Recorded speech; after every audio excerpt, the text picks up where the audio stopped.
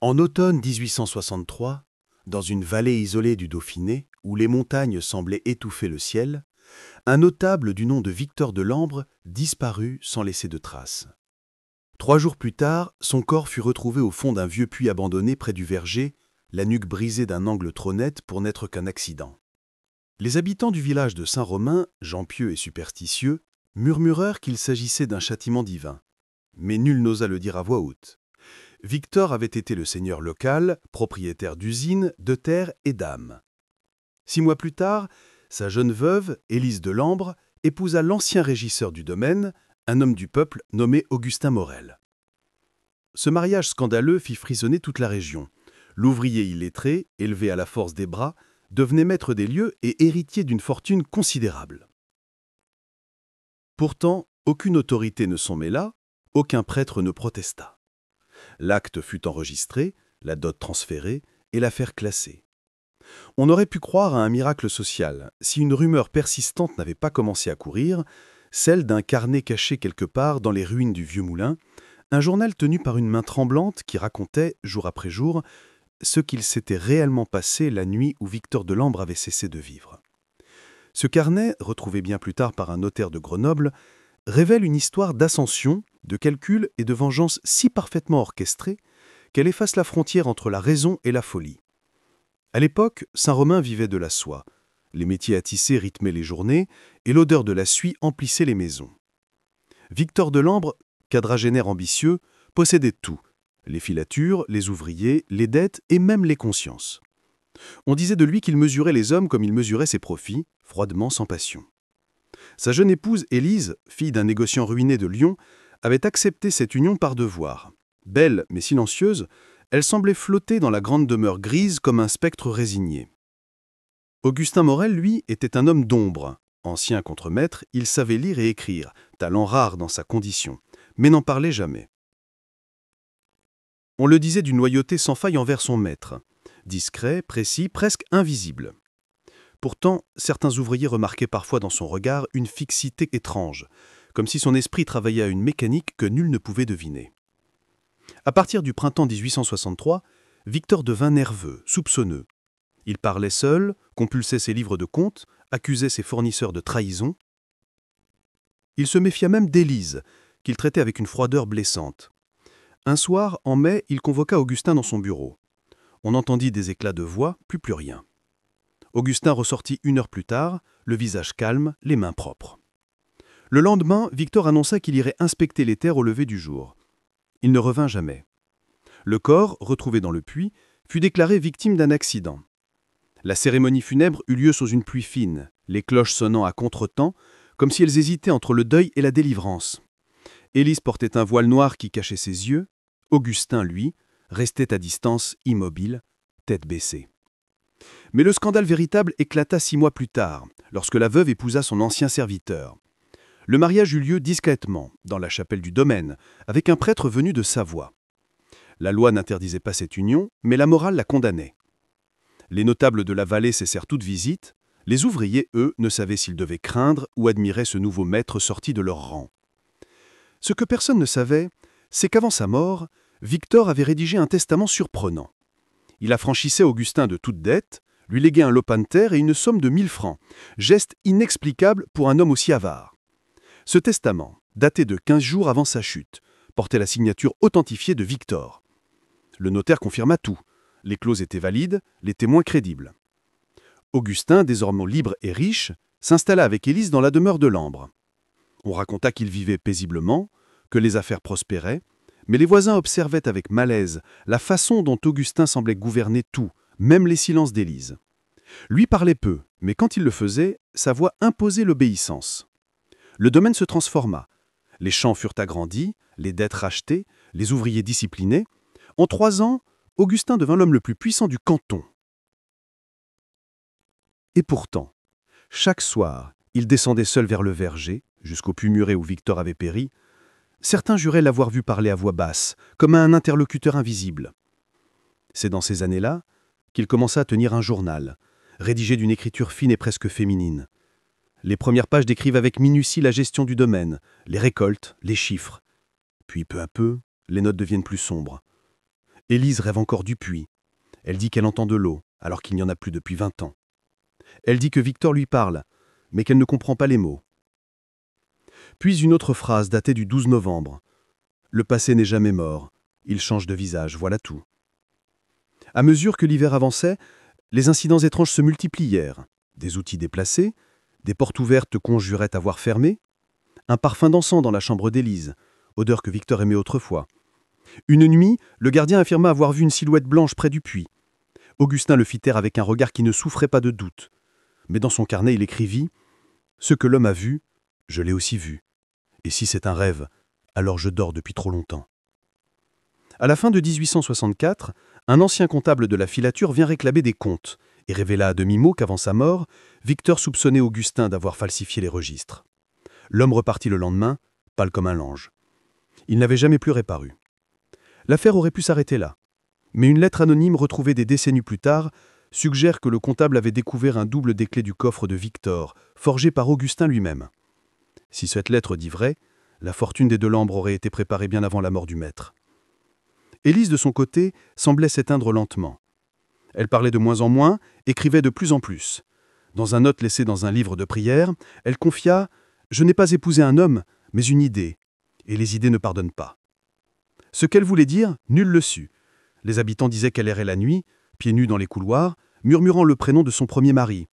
D'autres prétendaient l'avoir vu converser avec Augustin au bord du puits, immobile, comme de statue. Puis, en mars 1865, les deux disparurent de la région. Le domaine resta vide plusieurs mois avant d'être vendu à un industriel venu de Lyon.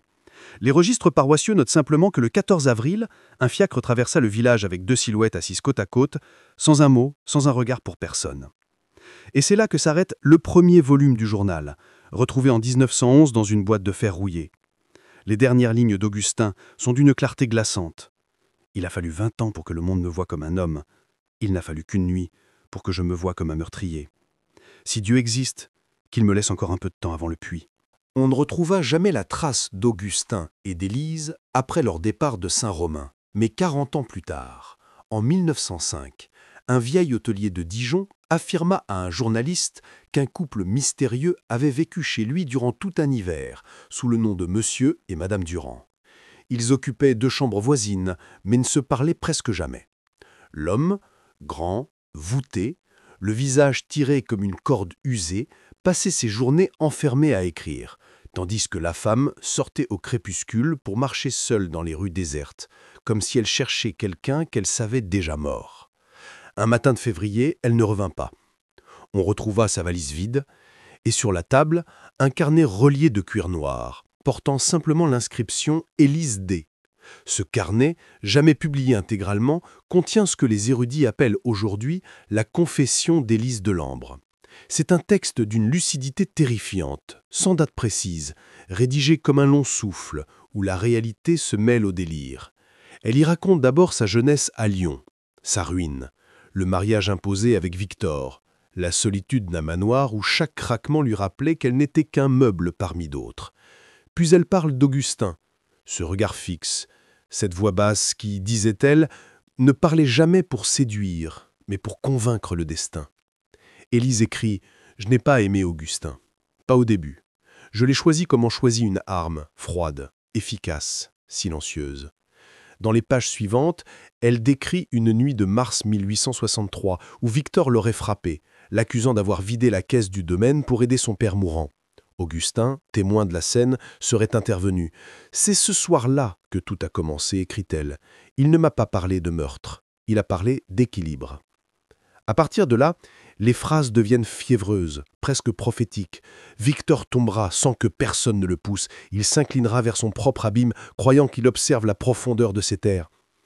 On comprend alors que le fameux puits, où Victor devait trouver la mort, n'était pas seulement un accident, mais le pivot d'un plan mûri à 2 voix, l'une calculant, l'autre priant. Élise note « Je n'ai pas vu le geste, mais j'ai entendu le bruit. Le souffle interrompu, la chute comme un soupir avalé par la terre. » Puis, quand il est revenu, Augustin avait de la boue sur les mains et le regard clair. Il m'a dit « Tout est fini. » Je crois que c'est à ce moment-là que tout a commencé pour moi. Le ton du journal change ensuite. Élise parle de leur mariage, qu'elle ne décrit ni comme un acte d'amour, ni comme un remords, mais comme une conséquence naturelle. « Nous étions liés par le secret, comme de noyés par la même corde », écrit-elle. Elle évoque les mois de prospérité, la discipline du domaine, les comptes exacts, les ouvriers dociles, la maison trop propre pour être vivante. Je vivais au milieu des chiffres, des registres, des bilans. Augustin avait fait de la réalité une mécanique, et moi, j'étais l'engrenage qui grinçait. Viennent ensuite des passages troublants où elle confesse avoir vu son premier mari dans les reflets des vitres, entendu son pas dans les couloirs. Ce n'était pas un fantôme, c'était sa mémoire devenue sonneur. Elle marchait pour lui. Elle raconte des rêves récurrents. Victor debout au bord du puits, murmurant « Reviens où tu es tombé ». Parfois c'est Augustin qui tombe, parfois elle. Dans tous mes rêves, la terre respire. Une page entière tachée d'encre semble écrite en une seule nuit. Augustin croit maîtriser le silence, mais le silence a de la mémoire. Il croit que l'intelligence protège, mais elle ne fait que retarder la punition. Il pense qu'il m'a libéré de Victor, mais il m'a seulement changé de cage. Le puits n'a pas pris qu'un corps, il a pris le sens même de nos gestes. À mesure que le texte avance, Élise paraît glisser dans une clairvoyance morbide. Elle décrit Augustin écrivant sans cesse, rangeant ses papiers comme s'il préparait sa propre légende. Il se voit déjà dans les livres d'histoire, l'ouvrier devenu maître, la revanche de la sueur contre le sang. Mais ce qu'il ne sait pas, c'est que sa victoire est un cadavre debout. Puis elle confesse avoir tenté de le quitter. Une lettre écrite, un billet de train pour Lyon, tout prêt. Mais la veille du départ, Augustin serait entré dans sa chambre, tenant entre les doigts le billet froissé. Il ne dit rien, se contenta de le poser sur la table et d'éteindre la lampe. C'est à ce moment-là que j'ai compris qu'il lisait dans mes pensées, comme s'il avait appris à habiter mon esprit. Les dernières pages du carnet deviennent presque mystiques. Nous ne sommes pas des criminels, nous sommes les instruments d'un ordre que nous ignorons. Peut-être que Victor devait mourir pour que Augustin devienne ce qu'il est. Peut-être que moi, je devais aimer un meurtrier pour comprendre la tendresse du néant. Il n'y a pas de faute, seulement des équations mal résolues. Elle termine sur une phrase que les chercheurs ont longtemps cru symbolique. Je retourne vers lui car le puits ne s'est jamais refermé. Pourtant, dans la marge, un inspecteur de Dijon nota à la plume. Le lendemain, on retrouva près du canal Sainte-Anne un manteau de femme et un voile noir. Augustin Morel, sous le nom de Durand, quitta l'hôtel le jour même sans payer sa chambre. Son écriture cependant fut identifiée sur une carte laissée à l'aubergiste. Ne cherchez pas le corps, certains retours ne se font pas par les routes. Les autorités classèrent l'affaire. Mais le carnet d'Élise resta dans les archives oubliées jusqu'à ce qu'un universitaire parisien le relise à la lumière d'un autre document, le second journal d'Augustin, retrouvé cette fois dans une malle de voyage, déposée à la bibliothèque de Grenoble. Et c'est là que l'histoire reprit, plus ambre encore, car ces pages révélaient non seulement ce que Augustin avait fait, mais ce qu'il croyait avoir réveillé en le faisant. J'ai voulu vaincre la fatalité, mais la fatalité a pris ma voix. Ce deuxième carnet, plus court, plus fiévreux, fut découvert en 1911 dans une malle en cuir scellée par des chaînes rouillées, entreposée dans le grenier d'une ancienne filature à Voiron. Le notaire qui la trouva nota que l'air autour de la malle sentait le soufre et le papier moisi, et qu'en l'ouvrant, il avait cru entendre un souffle s'échapper, comme si la mémoire elle-même expirait. Sur la première page, en lettres tremblantes, commençait le 3 novembre 1865, dans la maison du chemin des Saules, près de Genève. Ce fut donc là qu'Augustin Morel s'était réfugié après avoir quitté la France, accompagné d'une Élise déjà malade ou déjà morte. Les historiens hésitent. Ce journal, qui commence comme un carnet de comptes, devient très vite le témoignage d'une lente descente dans la folie ou dans quelque chose qui la dépasse. « Je ne dors plus », écrit-il dès la première ligne. « Je rêve debout et je veille en dormant. La maison craque comme si elle respirait. » Les jours suivants, il décrit avec la précision d'un homme d'ordre la routine de son exil. Lever à 6 heures, vérification des papiers, courrier à l'étranger, lecture des cours du coton. Mais peu à peu, le ton change. Chaque soir, quelqu'un monte l'escalier après moi. J'ai cloué la porte, mais les pas continuent. Je ne sais plus si c'est un souvenir qui marche ou une promesse qui revient. Il évoque ensuite un miroir, celui du salon, dans lequel il affirme ne plus voir que le visage de Victor Delambre, pas tel qu'il était au moment de sa mort, mais tel qu'il aurait dû vieillir. Il me regarde avec mes rides, mes cheveux gris, ma fatigue. C'est moi qu'il est devenu. Peut-être l'ai-je remplacé si parfaitement que Dieu lui-même ne distingue plus nos âmes. Puis viennent les pages d'hiver, écrites d'une main agitée. Je sens la terre sous la maison, je l'entends remuer. Parfois la nuit, le sol vibre comme si quelqu'un y creusait lentement. J'ai voulu descendre à la cave, mais les marches semblaient plus nombreuses qu'avant, comme si la maison s'enfonçait. Il parle d'Élise, de plus en plus rarement comme un rêve interrompu. Elle n'est ni vivante ni morte, elle attend quelque part entre les deux, et son silence pèse plus lourd que tous mes crimes. À partir de janvier 1866, les entrées deviennent plus désordonnées. Il s'interrompt en plein mot, revient sur la même phrase comme s'il cherchait à la corriger. Le puits n'est pas à Saint-Romain. Il m'a suivi. Plus loin, je l'ai rebouché 10 fois, il s'ouvre 11. Ces notes, d'abord considérées comme le délire d'un homme rongé par la culpabilité, contiennent pourtant des détails précis sur des événements vérifiés. Des habitants de la région rapportèrent avoir vu de la fumée s'élever du sol près de la maison des Saules, sans feu apparent. Un chien disparu fut retrouvé enterré à moitié, la tête tournée vers le bas, comme s'il avait essayé de descendre. Un passage du carnet fait frémir les lecteurs modernes. Cette nuit, j'ai entendu sa voix. Pas celle de Victor, non, une autre, plus ancienne. Elle venait de dessous mon lit et disait « Ce que tu as pris, rends-le par le même chemin ». Alors j'ai compris que je n'avais pas tué un homme, mais ouvert un passage. Dès lors, tout le journal devient une lutte entre la raison et l'abîme. Augustin tente de rationaliser ce qui lui arrive. Il parle d'hallucinations, de fatigue, de fièvre, mais chaque explication échoue. Si c'est ma conscience, pourquoi les murs transpirent-ils? Pourquoi les miroirs changent-ils de place pendant mon sommeil? Il décrit aussi des phénomènes étranges liés à l'eau. Des plaques apparaissant au pied du lit, un goût métallique dans le vin, des marques humides sur ses papiers. L'eau me cherche, elle veut quelque chose. En février, il écrit une phrase qu'on a souvent citée. Le crime est une graine qui pousse sous terre. On croit l'avoir enterrée, mais elle fait des racines dans nos rêves. Puis, chaque homme a son puits, mon puits a des marches. On ignore s'il parle d'un vrai passage creusé sous sa maison ou d'une métaphore, mais les dernières pages laissent peu de doute. J'ai descendu les marches cette nuit. Elles étaient plus froides que la pierre. Je n'avais pas de lampe, mais la noirceur éclairait d'elle-même. À la dernière marche, j'ai vu de l'eau. Elle bougeait, mais sans bruit. Et dans l'eau, 2 reflets, celui d'Élise et le mien inversés, comme si c'était elle qui regardait depuis le dessus et moi depuis le fond. Ce fut sa dernière entrée datée. La page suivante ne porte qu'une phrase, tracée à la verticale. « Je ne remonterai pas. » Après cela, plus rien. Les experts estiment qu'il est mort vers 1867, peut-être emporté par une inondation, peut-être volontairement disparu dans ce qu'il appelait le passage.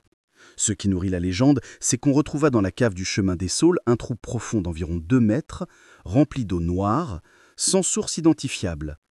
Les voisins juraient qu'il était sec la veille encore.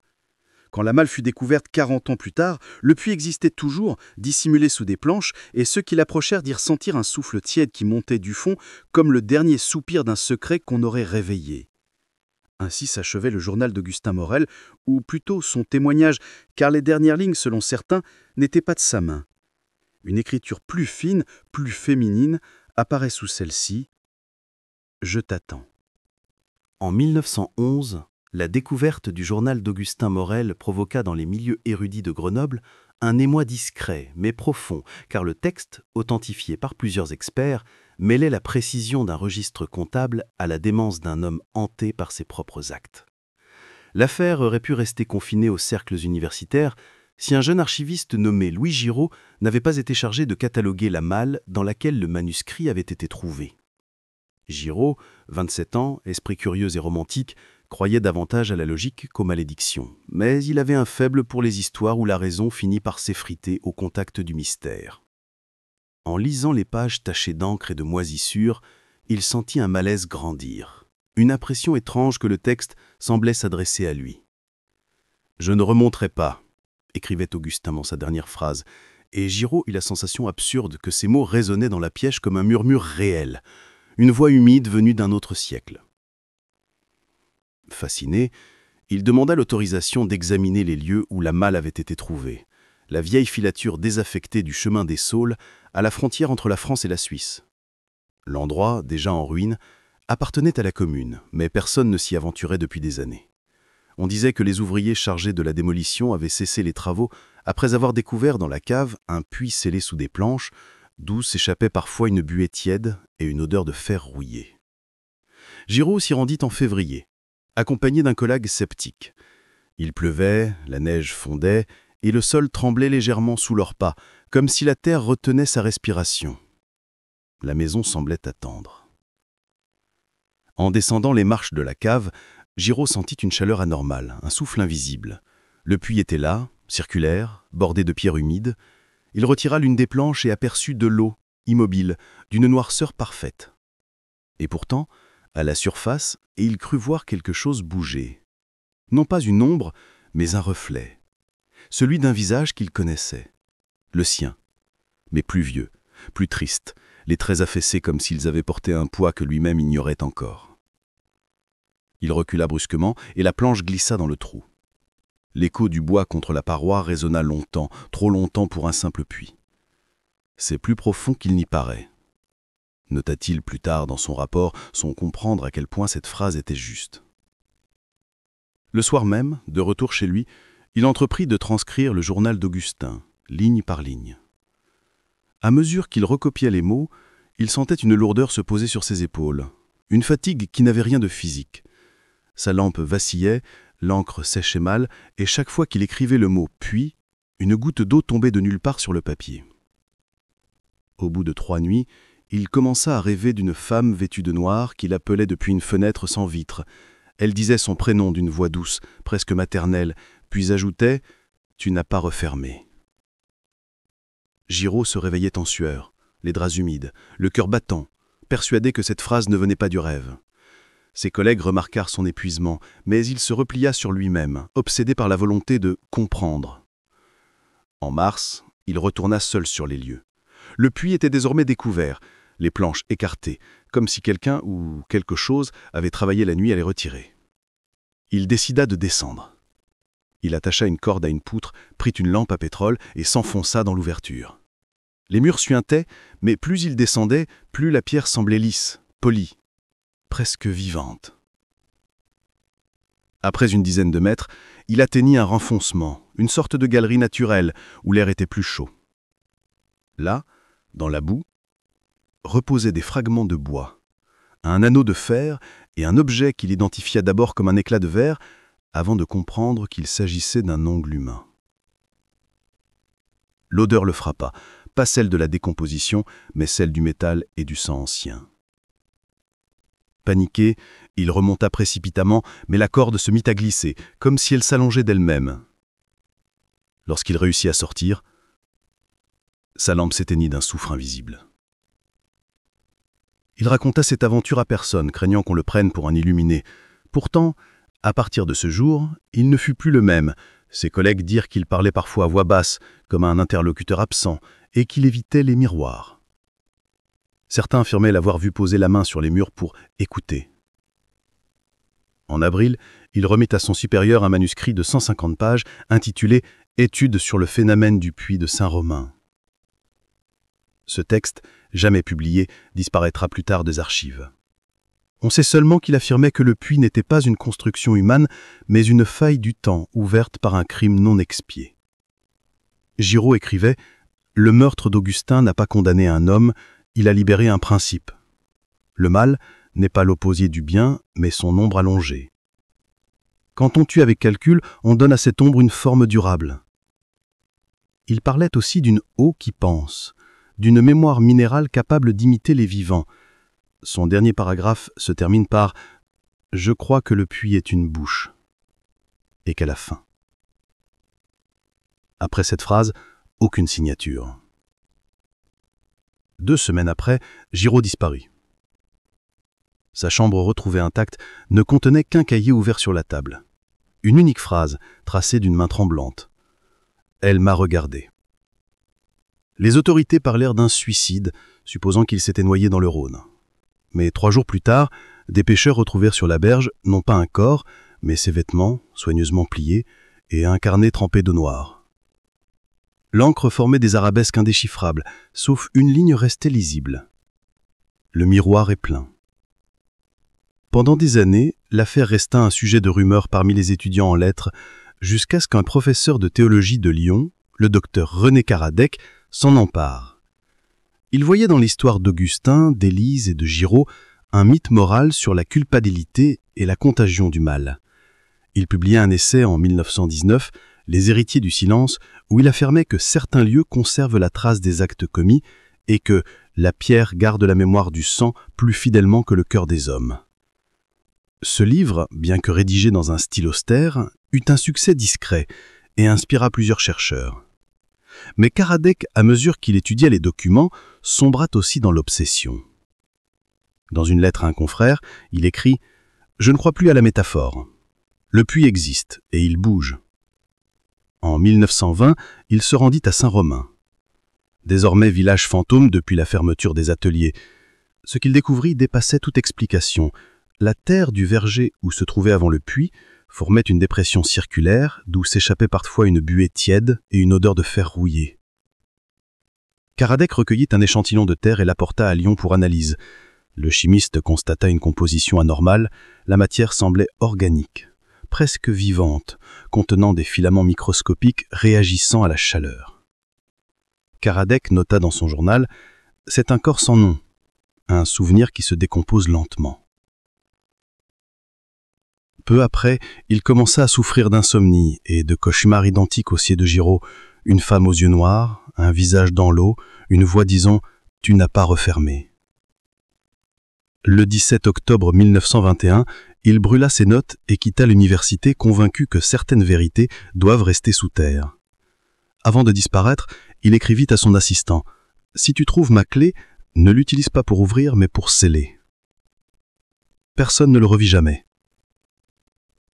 De nos jours encore, les habitants du Dauphiné parlent parfois de cette malédiction du puits. Certains affirment que sur l'ancien terrain de Saint-Romain, aujourd'hui recouvert d'un bois très épais, la mousse pousse plus vite qu'ailleurs, comme si le sol voulait se recouvrir lui-même. D'autres disent qu'à la fonte des neiges, on entend dans les racines le bruit d'une respiration lente, obstinée. Les géologues venus dans les années 1960 trouvèrent des cavités étranges à plusieurs mètres de profondeur. Mais une d'elles, plus vaste, fut jugée dangereuse et immédiatement comblée. Pourtant, chaque printemps, la dépression réapparaît. En 1997, lors d'un projet de lotissement, les ouvriers mirent à jour une structure circulaire de pierre. Un d'entre eux curieux descendit dans la fosse et hurla avant même d'atteindre le fond. Quand ses collègues le hissèrent, il avait les cheveux blanchis et ne prononça plus un mot jusqu'à sa mort 10 ans plus tard. L'entreprise abandonna le chantier. Depuis, le terrain est resté nu, envahi de broussailles. La rumeur dit que certaines nuits d'octobre, si l'on s'approche assez près, on peut voir 3 silhouettes immobiles au bord de la clairière. Un homme grand, une femme vêtue de noir et une autre silhouette courbée, comme écrasée par le poids d'un secret trop ancien. Et si l'on écoute longtemps, on croit entendre un murmure, ni tout à fait voix, ni tout à fait vent. Nous n'avons jamais quitté ce monde. C'est lui qui est tombé dans le nôtre. L'hiver 1946 s'annonçait rude dans le Dauphiné. La guerre venait à peine de finir, les villages portaient encore l'odeur du feu et du métal, et les hommes rentrés du front retrouvaient des champs en friche, des maisons enventrées, des mémoires muettes. Saint-Romain n'existait plus sur les cartes. Le hameau avait été abandonné depuis 20 ans, ses dernières pierres emportées par les paysans voisins pour réparer leurs étables. Pourtant, un matin de janvier, une troupe de soldats chargés de déminer la région découvrit au détour du bois un cercle de terre nue, étrangement chaud malgré le gel. En son centre, une légère vapeur s'élevait comme la respiration d'un animal endormi. Le capitaine ordonna qu'on creuse. On pensa d'abord à une mine, puis à un abri allemand, mais après 3 coups de pelle, la terre s'effondra d'elle-même, révélant la margelle d'un ancien puits scellé par une plaque de fer rouillée. Un sergent voulut la soulever, le métal céda, libérant une haleine tiède et une odeur de linge humide. « De l'eau » dit-il, mais le capitaine recula. « Pas ici. » Ils rebouchèrent sommairement et plantèrent un panneau. « Zone dangereuse, interdit d'accès. » Pourtant, dès la nuit suivante, des habitants du village voisin jurèrent avoir vu une lueur bleue filtrer entre les arbres et un chien hurla jusqu'à l'aube. L'affaire aurait pu s'éteindre là si, 3 mois plus tard, un jeune ingénieur du service des mines, André Vallin, n'avait retrouvé par hasard le livre du docteur Karadec, Les héritiers du silence, dans une librairie de Lyon.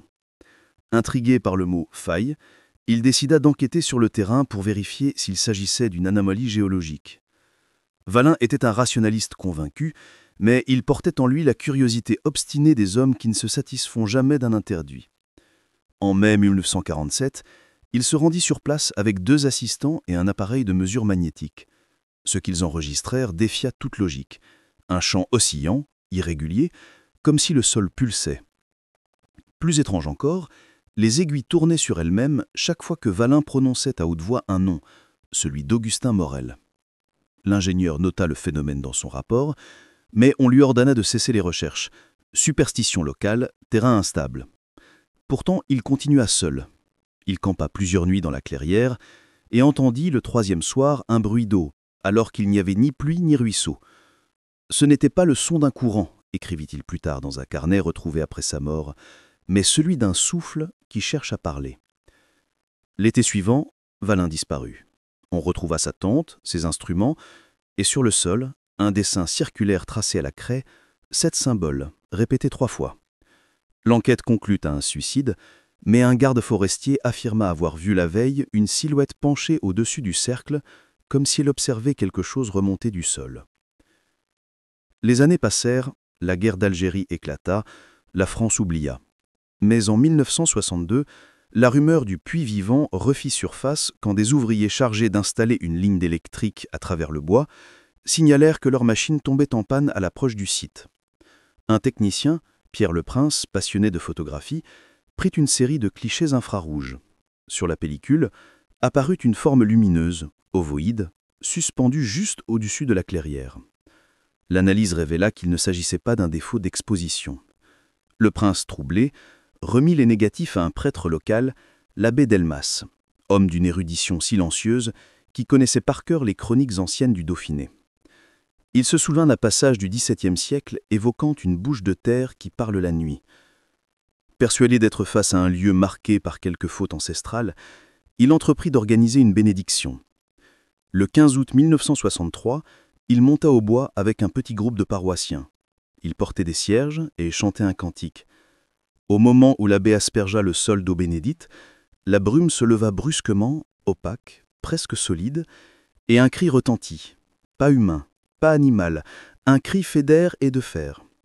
Les cierges s'éteignirent, le prêtre tomba à genoux. « J'ai senti une main claude se poser sur mon cou », confiera-t-il plus tard dans L'homme qui ne dormait plus jamais. Le groupe s'enfuit, 2 personnes furent retrouvées inconscientes. L'archevêché classa l'affaire en trouble collectif dû à l'émotion. Mais Delmas ne dormit plus jamais. Il se mit à écrire la nuit, cherchant à relier les événements modernes à ceux du XIXe siècle. Dans une de ses lettres, il évoque la possibilité d'une hérédité du mal. Chaque génération trouve sa manière de rouvrir le puits.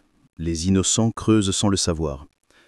Il se suicida en 1966, en laissant sur son bureau une croix brisée et un mot « Elle m'a pardonné ». On retrouva sous sa soutane un médaillon portant les initiales ED, Élise Delambre. Comment ce bijou du XIXe siècle était-il arrivé jusqu'à lui? Nul ne le sut. Les années 1970 virent renaître l'intérêt pour le paranormal. Des équipes de télévision vinrent filmer la clairière.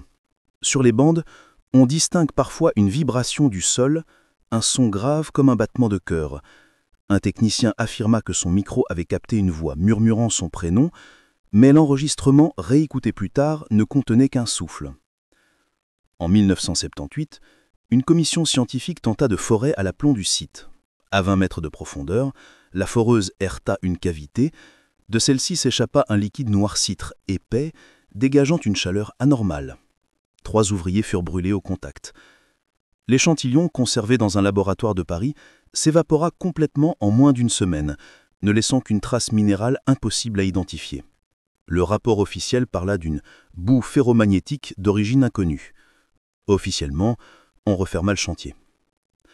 Pourtant, quelques rechercheurs continuèrent en secret. En 1984, une doctorante en histoire contemporaine, Marianne Karadec, petite fille du théologien disparu, décida de reprendre l'enquête familiale. Elle parcourut les archives de Grenoble, retrouva les carnets de Valin et les lettres de l'abbé Delmas. Ce qu'elle découvrit bouleversa sa raison. Chaque témoin, de 1847 à 1966, mentionnait les mêmes visions, une femme vêtue de noir, un visage dans l'eau, Une phrase identique, « Tu n'as pas refermé ». Marianne écrivit dans son journal « Je crois que ce n'est pas une malédiction, mais une mémoire collective, un écho qui cherche un hôte pour se répéter ». En juin 1985, elle se rendit sur le site, désormais interdit d'accès. Elle enregistra sur bande magnétique les sons de la clairière. En les écoutant plus tard, elle distingua 3 respirations superposées. Puis, très faiblement, une voix d'homme « Je ne remonterai pas ». La nuit suivante, ses voisins l'entendirent hurler. On la retrouva prostrée, incapable de parler, les yeux ouverts, fixant le mur. Hospitalisée à Lyon, elle resta dans cet état plusieurs années avant de mourir en 1992. Sur son drap, elle avait tracé du bout des doigts une spirale, semblable à celle dessinée par Valin 40 ans plus tôt. Après sa mort, ses enregistrements furent étudiés par un acousticien qui affirma y déceler un son d'origine infrasonique émanant du sol comparable à une respiration géothermique, mais modifié par une structure organique. Ces conclusions furent enterrées par le ministère. Depuis lors, nul n'a plus officiellement étudié la faille de Saint-Romain. Pourtant, chaque décennie apporte son témoin, un promeneur perdu, un enfant curieux, un scientifique obstiné. Tous racontent la même chose, un sentiment d'être observé par la Terre elle-même et une phrase chuchotée que nul ne veut répéter. Certains soirs d'été, lorsque le vent s'arrête, la clairière devient si silencieuse qu'on croit entendre battre le cœur du monde, et ceux qui s'attardent trop longtemps disent sentir sur leurs pieds un léger mouvement, comme si la terre respirait vraiment, attendant que quelqu'un, enfin, ose refermer ce qu'elle n'a jamais voulu ouvrir. En 2023, plus d'un siècle après la disparition du jeune archiviste Louis Giraud et presque 160 ans après la mort d'Augustin Morel, la vallée de Saint-Romain n'existe plus que comme une parenthèse géographique sur les cartes topographiques, une tache verte sans nom à la frontière du département de l'Isère. Pourtant, c'est là qu'un promoteur immobilier décida d'implanter un vaste complexe résidentiel baptisé les Terrasses du Silence, ironie involontaire que personne ne releva au moment de la signature du projet. Pour obtenir les permis, il fallut effectuer des sondages géologiques. Ce fut ainsi qu'un jeune géotechnicien, Hugo Marchal, découvrit par hasard dans les archives préfectorales un dossier scellé marqué d'une mention rouge. Site instable, zone interdite depuis 1978. Le dossier contenait quelques photographies en noir et blanc, un plan du bois et une série de rapports incomplets portant la signature du ministère de l'Industrie. Le dernier document, daté de 1985, se terminait par une note manuscrite. Aucun forage ne doit être entrepris sans la présence d'un représentant du service de la défense civile. Hugo, intrigué par tant de précautions pour un simple terrain rural, entreprit de vérifier sur place. Le bois avait presque disparu, rongé par les incendies récents. Seule une dépression circulaire subsistait, couverte d'herbes hautes. En plaçant ses instruments, il remarqua une anomalie thermique. La température du sol y était supérieure de 5 degrés à celle de l'air ambiant. La nuit venue, il resta observé. À 3 heures du matin, un brouillard s'éleva lentement du sol, éclairé par la lune, et Hugo distingua une silhouette, ou plutôt 3, floues, liées par une même ombre. Il prit une photo, l'écran de son appareil resta noir. En rentrant chez lui, il trouva sa carte mémoire vierge. Les jours suivants, il fut envahi par une obsession croissante, comprendre. Il consulta les archives de Grenoble, retrouva le nom d'Augustin Morel, puis celui d'Élise Delambre, puis le carnet de Karadec. En lisant ces documents, il sentit un vertige familier.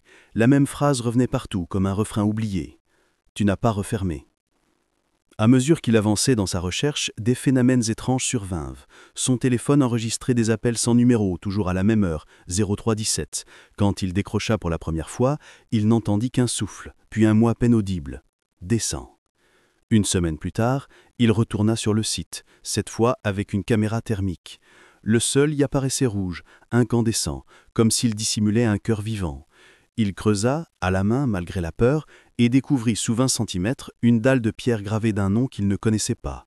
Josiah, le nom d'un autre homme, d'une autre époque, venu d'un autre continent.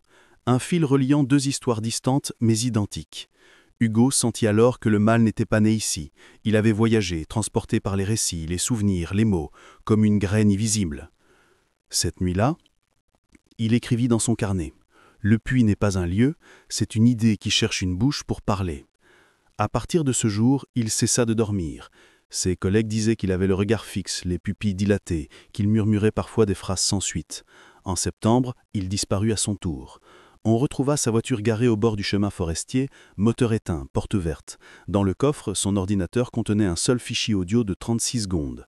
On y entend d'abord un vent régulier, puis 3 coups, puis une voix féminine très lointaine prononçant « Nous n'avons jamais quitté ce monde ». La police conclut à une fugue. Le chantier des terrasses du silence fut suspendu. Quelques mois plus tard, un incendie détruisit la base des travaux, ne laissant qu'une vaste excavation circulaire. Depuis, le terrain est interdit, clôturé par des barbelés rouillés. Mais les habitants des villages alentours racontent qu'à certaines nuits de novembre, on voit une lumière pâle descendre lentement dans la dépression comme une étoile qui tomberait au ralenti, et qu'au matin, la terre est plus chaude, plus souple, comme si elle avait respiré. Peut-être n'y a-t-il jamais eu de malédiction, peut-être seulement un souvenir trop ancien, trop dense, qu'aucun siècle n'a su digérer.